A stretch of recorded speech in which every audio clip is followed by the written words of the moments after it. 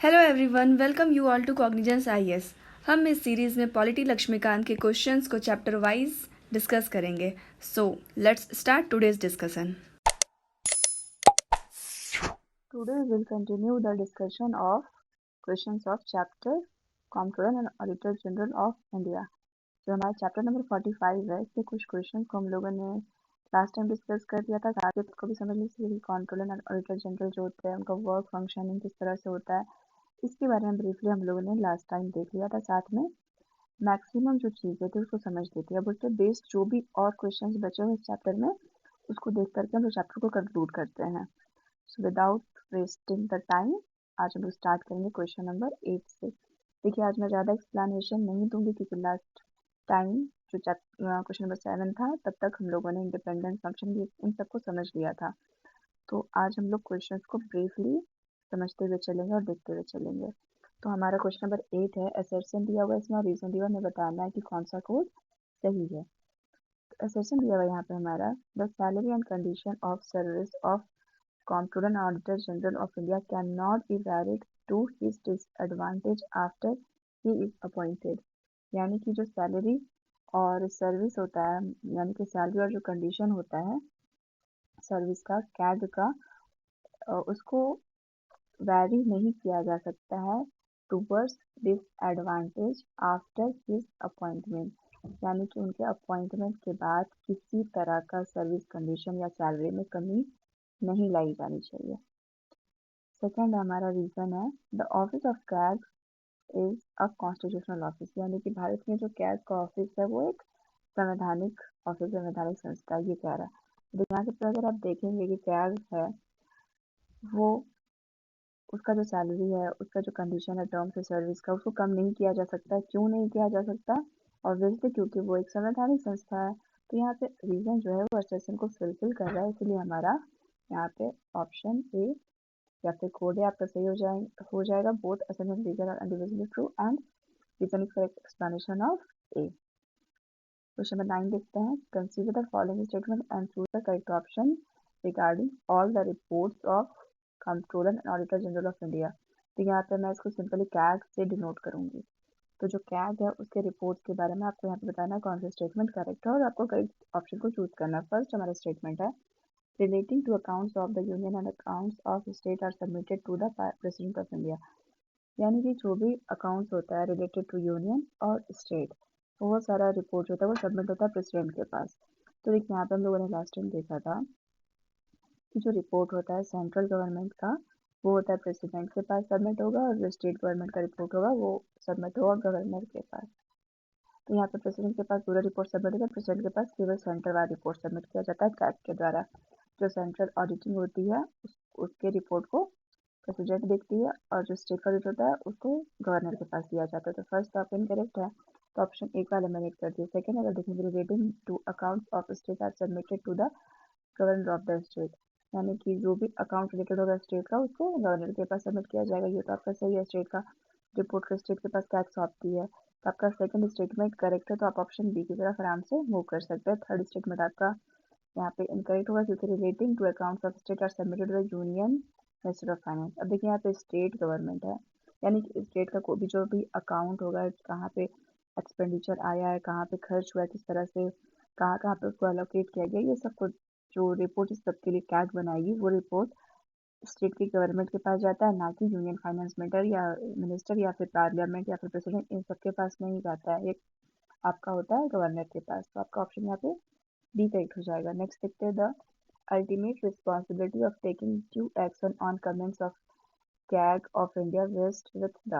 यानी कि जो अल्टीमेट रिस्पॉन्सिबिलिटी होता है कोई भी एक्शन लेने का, या जो कैग का रिपोर्ट होता है, वो जो अल्टीमेट एक्शन होता है कोई भी एक्शन लेने के लिए, कोई भी कमेंट करने के लिए कैग के रिपोर्ट में, कैग पे, वो किसके पास होता है?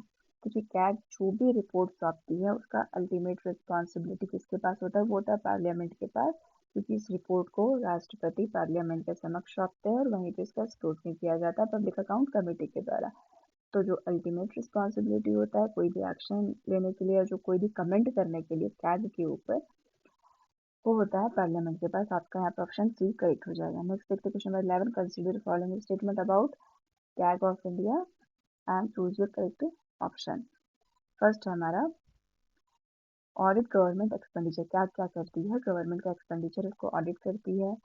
फर्स्ट तो आपका करेक्ट है ही, तो यहाँ पे फर्स्ट जिसमें आप उसको डायरेक्टली एलिमिनेट कर सकते हैं, यानी option A and option C eliminate हो जाएगा।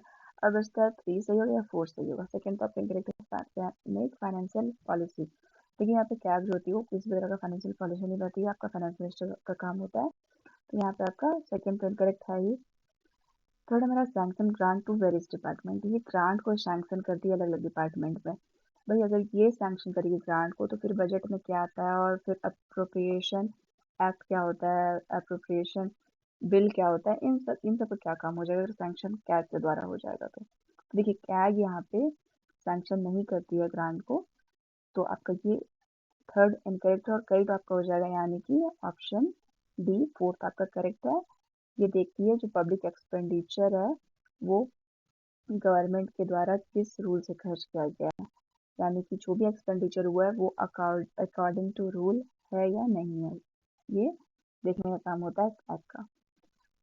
नेक्स्ट देखते हैं question number 12, who among the following can only be removed from the office in like manner and on the like grounds as जज of supreme court, यानी कि निम्न में से कौन है जिनको कि जैसा कि सुप्रीम कोर्ट के जज को हटाया जाता है वैसा उनका रिमूवल का प्रोसेस है, आपको ये बताना है। तो ऑब्वियसली हम लोग यहाँ पे किस चैप्टर को पढ़ रहे हैं, कैग के बारे में पढ़ रहे हैं। तो कैग के बारे में मैंने आपको बता दिया था लास्ट टाइम कि किस तरह से इनको रिमूव किया जाता है, जैसा कि सुप्रीम कोर्ट के जज को रिमूव करने का ग्राउंड होता है, सेम मिसबिहेवियर होता है, इनकैपेसिटी होता है। इसके अलावा उनको रिमूव करने का सिंपली हम लोग देख रहे तो 50 members of Rajya Sabha and 100 members from Lok Sabha से एक मोशन लाया जाता है, मोशन को फिर पास कराया जाता है लोकसभा में स्पीकर के द्वारा, राज्यसभा में आपका चेयरमैन के द्वारा। देन फिर ये मोशन पास होता है 3 मेंबर स्क्रूटनी कमेटी के पास जाता है, ये कमेटी उसको देखती है कि जो चार्जेस लगे हैं वो सही है कि नहीं, उसके बाद यहाँ पे विद जो स्पेशल मेजोरिटी होता है उसके द्वारा पास कराया जाता है इस बिल को। तो यहाँ पे यानी कि इस रिजोल्यूशन को फिर ला करके पास कराया जाता है। तो जो कैग का प्रोसेस होता है रिमूवल का और जो सुप्रीम कोर्ट के जज का रिमूवल का प्रोसेस होता है वो दोनों सेम होता है। इसके अलावा देखिए यहाँ पे ऑप्शन है आपका कैग ऑफ इंडिया, ये तो होगा ही, फर्स्ट होगा, तो आप डी को एलिमिनेट कर सकते हैं। सेकंड है चीफ इलेक्शन कमीशन, थर्ड है chairman of union public service commission, four है आपका अटॉर्नी जनरल ऑफ इंडिया। देखिए यहाँ पे आप simply attorney general of India को एलिमिनेट कर सकते हैं क्योंकि इनका रिमूवल का प्रोसेस नहीं होता है, इम्पीचमेंट इनका नहीं होता है, इम्पीचमेंट का प्रोसेस इनके ऊपर नहीं चलता है। तो यहाँ पे आपका फोर जिसमें आप उसको एलिमिनेट कर दिए, बी एंड ए भी एलिमिनेट हो जाएगा, तो आपके पास सिंपली बच जाएगा ऑप्शन सी, यानी कि फर्स्ट एंड सेकेंड जो चीफ इलेक्शन कमिश्नर होते हैं, जो कैग होते हैं और जो सुप्रीम कोर्ट के जज होते हैं, इन तीनों का जो रिमूवल का प्रोसेस होता है वो सेम होता है। तो यहाँ पे फर्स्ट एंड सेकंड आपका यानी ऑप्शन सी करेक्ट हो जाएगा। नेक्स्ट देखते हैं question number 13, the annual report of CAG of India is scrutinised in detail by the, देखिए जो एनुअल रिपोर्ट होता है कैग का उसको कौन स्क्रूटनाइज करती है, ये स्क्रूटनाइज करती है पब्लिक अकाउंट्स कमेटी। जब पार्लियामेंट के पास प्रेसिडेंट जो है पार्लियामेंट के पास रिपोर्ट को सौंपते हैं कैग का, अब पार्लियामेंट के थ्रू ये पब्लिक अकाउंट्स कमेटी उसको स्क्रूटनी करती है कि जो रिपोर्ट आया वो किस तरह से आया, कहाँ कहाँ पे अगर इसमें किसी तरह का कोई फॉल्ट है वो सबको चेक करने का काम करती है पब्लिक अकाउंट्स कमेटी। तो यहाँ आपका ऑप्शन ए करेक्ट हो जाएगा। नेक्स्ट देखते हैं question number 14, which one of the following is not correct regarding the CAG of India, यानी कैग के बारे में कौन सा यहाँ पे करेक्ट स्टेटमेंट नहीं है। ए हमारा ही salary and other service condition are determined by the parliament, उनका जो सैलरी होता है जो सर्विस कंडीशन होता है वो पार्लियामेंट डिटरमाइन करती है। बी हमारा ही shall take an oath before the president, वो एक ओथ लेते हैं प्रेसिडेंट के समक्ष। सी हमारा he may also take an oath before any other person appointed for the purpose by the president, यानी कि वो किसी अन्य व्यक्ति के समक्ष भी अपना शपथ ग्रहण कर सकते हैं जिनको कि प्रेसिडेंट के द्वारा स्पेसिफिकली इसी काम के लिए रखा गया है या अपॉइंट किया गया है। बी हमारा he can be removed on the grounds as in case of जज ऑफ हाई कोर्ट। देखिए यहाँ पे हम लोगों ने देखा कि एज जज ऑफ सुप्रीम कोर्ट किसको रिमूव किया जाएगा, कैग को और इलेक्शन कमिश्नर को, और यहाँ पे आपसे क्या कह रहा है एज जज ऑफ हाई कोर्ट। तो यहाँ पे ऑप्शन डी आपका इनकरेक्ट हो जाएगा क्योंकि यहाँ पे आपसे नॉट पूछा है, तो ऑप्शन डी आप यहाँ पे मार्क कर सकते हैं। यहाँ पे सिंपली देखिए इस क्वेश्चन पे आपको कंफ्यूजन क्रिएट कर दिया यूपीएससी का, सिंपल सा आपके पास स्टेटमेंट दिया रहेगा, बिल्कुल आपको लगेगा कि आप कॉन्फिडेंस में इसको मार देंगे कि चलो he can be remove on the ground as in case of जज ऑफ हाई कोर्ट। तो आपको ये लगेगा कि वहाँ पे सही है, बट यहाँ पे ये इनकरेक्ट है, यहाँ पे हाई कोर्ट नहीं होता, यहाँ पे सुप्रीम कोर्ट आती है। यहाँ ऑप्शन डी आपका हो जाएगा। नेक्स्ट देखते question number 15। The provisions of the Act relating to duties of CAG of India are to audit and report all the expenditure from which of the following। यानी कि जो CAG होता है, CAG है हमारी, उसके पास कौन कौन से संस्था है भारत में, उसको ऑडिट करने का काम है और रिपोर्ट करने का काम है। यानी कि कहाँ कहाँ से एक्सपेंडिचर जो होता है उसको वो देखती है, उसको ऑडिट करती है। ठीक है, यहाँ पे फर्स्ट आपको constitute fund of India, second है constitute fund of each state, third आपका contingency fund of India and fourth आपका पब्लिक अकाउंट ऑफ इंडिया। यहाँ पे देखिए कैग जो है वो सारे यहाँ पे जितने भी दिए हुए हैं आपके, इन सब में देखती है कि कहाँ से एक्सपेंडिचर हुआ है, यानी कि जो एक्सपेंडिचर हुआ है वो कितना हुआ है, किस जगह पे हुआ है। तो जो एक्सपेंडिचर होता है उसको देखने का काम करती है कॉन्स्टिट्यूट फंड ऑफ इंडिया से भी, कॉन्स्टिट्यूट फंड ऑफ स्टेट से भी, जिसका रिपोर्ट वो गवर्नर को सौंपती है। कंटिजेंसी फंड का भी देखती है, पब्लिक अकाउंट इंडिया का भी देखती है, इसलिए आपका ऑप्शन यहाँ पे करेक्ट हो जाएगा। नेक्स्ट देखते हैं, which of the following fall with in the duties of flag of India. Flag of India की ड्यूटीज के अंदर कौन कौन सा आता है, आपको यहाँ पे करके स्टेटमेंट को चूज करना है। ठीक है, यहाँ पे स्टेटमेंट बड़ा है बट सिंपल सा है। फर्स्ट आपका to audit and report on the receipt and expenditure of all bodies and authorities substantially financed from the union और स्टेट रेवेन्यूज। ये स्टेटमेंट आपको ये कह रहा है कि ऑडिट करती है जितना भी आपका रिसिप्ट आता है या एक्सपेंडिचर होता है सारे बॉडी से या अथॉरिटीज से, जिसको फाइनेंस किया जाता है यूनियन और स्टेट रेवेन्यू से। सिंपली आप यहाँ पे पब्लिक सेक्टर अंडरटेकिंग्स को भी देख सकते हैं, यानी कि पब्लिक सेक्टर अंडरटेकिंग्स जो होती है उसको कौन फाइनेंस करते हैं, यूनियन गवर्नमेंट फाइनेंस करते हैं या फिर स्टेट में स्टेट गवर्नमेंट फाइनेंस करते हैं। तो ये सारे बॉडीज का भी जो रिसिप्ट और एक्सपेंडिचर होगा उसका भी ऑडिट करता है कैग और रिपोर्ट देता है। तो आपका फर्स्ट स्टेटमेंट करेक्ट हो जाएगा। सेकंड देखेंगे, to audit the receipt and expenditure of each state to satisfy himself that the rules and procedures in that behalf are designed to secure an effective check on the assessment, collection and proper allocation of revenues। देखिए यहाँ पे जो audit करती है वो क्यों करती है, ये चेक करती है कि जो रिसिप्ट हुआ है और जो एक्सपेंडिचर हुआ है हर एक स्टेट के द्वारा वो सेटिस्फाई करता है खुद को, यानी क्या वो खुद ही ये देखता है, खुद में सेटिस्फाई होता है कि ये सारा का सारा रूल और प्रोसीजर के अकॉर्डिंग हुआ है या नहीं हुआ है, और जिस जगह पे खर्च होना था, जिस पर्पस के लिए इसको डिज़ाइन किया गया था, ये उस तरह से प्रॉपरली एलोकेट हुआ है या नहीं हुआ है। यानी कि रेवेन्यू जो हो गया, जो आपका रिसिप्ट आया उसको एक्सपेंडिचर किया गया, तो कैग सेटिस्फाई करता है कि ये रूल के अकॉर्डिंग एक्सपेंडिचर हुआ हो, जहाँ पे ये डिज़ाइन किया हुआ था, जहाँ पे इफेक्टिवली इसको भेजने के लिए किया गया था, यानी जिस सेक्टर में इसको एलोकेट किया गया था ये वहाँ पे पहुँच करके ये इफेक्टिव आपको रिजल्ट दे रहा है या नहीं दे रहा है। तो ये उस चीज़ को कैग चेक करने का काम करता है। तो आपका यहाँ पे दोनों का दोनों स्टेटमेंट करेक्ट है, इसलिए आपका ऑप्शन सी करेक्ट हो जाएगा। Next, take the question number 17. In prescribing the form in which of the account of union and state are to be kept, the CAG is expected to take approval of the। यानी कि कोई भी जो account होता है union का या state government का, उसको कैग के जो कैग देखती है उसको किसका अप्रूवल चाहिए होता है। तो फर्स्ट यहाँ पे देखिए आपका है parliament, second legislature of state concern and parliament, third आपका फाइनेंस मिनिस्टर, फोर्थ है प्रेसिडेंट ऑफ इंडिया। देखिए यहाँ पे जो अकाउंट होता है यूनियन या स्टेट गवर्नमेंट का, जिसको देखा जाता है कैग के द्वारा, वो फाइनली किसके द्वारा अप्रूव किया जाता है, ये अप्रूव किया जाता है प्रेसिडेंट ऑफ इंडिया के द्वारा। आपको पता है कि कैग का जो रिपोर्ट होता है वो अपना रिपोर्ट सौंपते प्रेसिडेंट के पास, फिर प्रेसिडेंट उसको पार्लियामेंट को देता है, पार्लियामेंट के द्वारा फिर पब्लिक अकाउंट कमेटी के पास जाता है ये स्क्रूटनी के लिए। तो आपका यहाँ पे ऑप्शन डी हो जाएगा, द प्रेसिडेंट ऑफ इंडिया। 18 लिखते हैं, इसमें भी आपको स्टेटमेंट लिखना और करेक्ट कोड को चूज करना है। स्टेटमेंट हमारा first, financial accountability of union government to parliament is ensured through the force of CAG. जो फाइनेंशियल अकाउंटेबिलिटी होती है यूनियन गवर्नमेंट की पार्लियामेंट की तरफ, वो इंश्योर होती है कैग के रिपोर्ट के द्वारा। सेकेंड आपका जो कैग होती है वो अपना रिपोर्ट को सबमिट करते हैं प्रेसिडेंट को, और जो प्रेसिडेंट होते हैं वो उसको लोकसभा के समक्ष रखते हैं।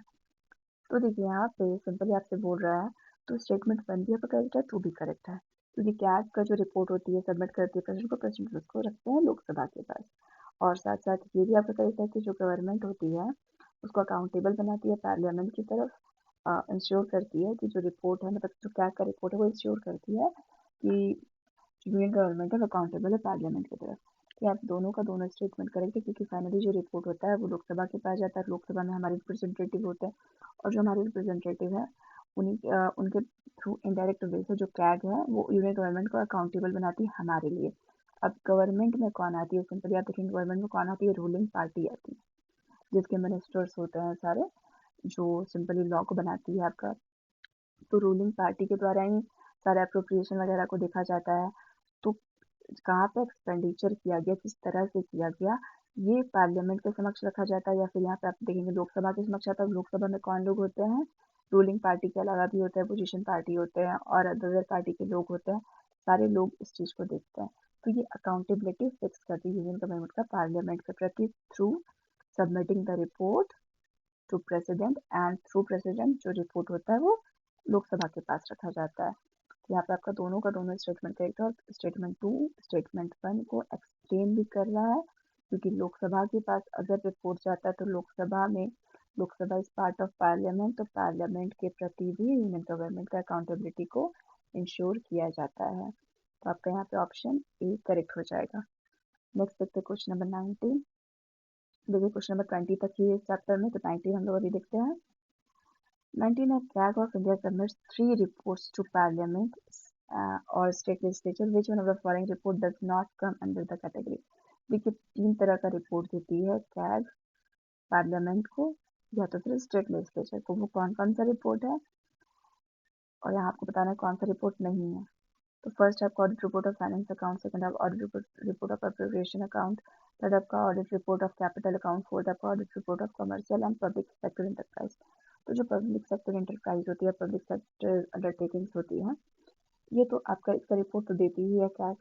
और जो ऑडिट रिपोर्ट करती है फाइनेंस अकाउंट का, इसको भी देती है। इसके अलावा जो अप्रोप्रिएशन अकाउंट होता है जिससे आपका कॉन्स्टिट्यूट फंड ऑफ इंडिया से जो पैसे निकाले जाते हैं उसका तो देती ही है रिपोर्ट। यहाँ पे जो रिपोर्ट नहीं देती है कैग वो है audit report of capital account. Capital account जो होता है उसका ऑडिट रिपोर्ट कैग के द्वारा नहीं दिया जाता है।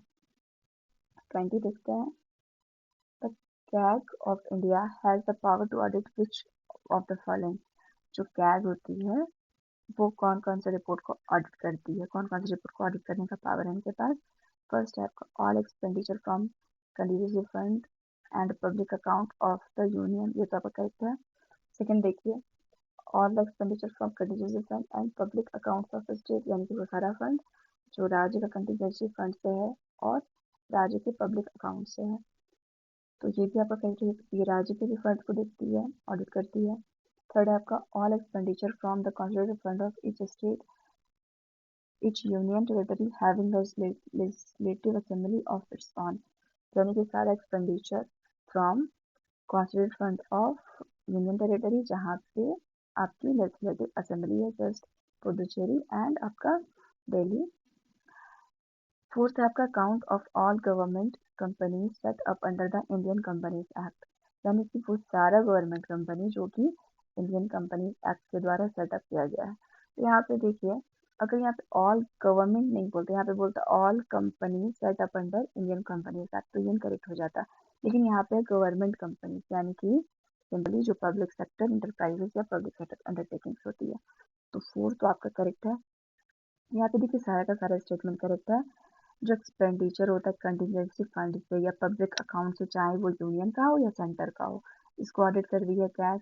Consolidated fund of each union territory plus each state plus union government, उसके कॉन्सोलिडेटेड फंड से भी जितना भी एक्सपेंडिचर होता है उसको भी देखने का काम करती है। और जो पब्लिक सेक्टर अंडरटेकिंग है या एंटरप्राइज है या कंपनीज है उसके भी रिसिट एंड एक्सपेंडिचर को कैग रिपोर्ट करती है, ऑडिट करती है।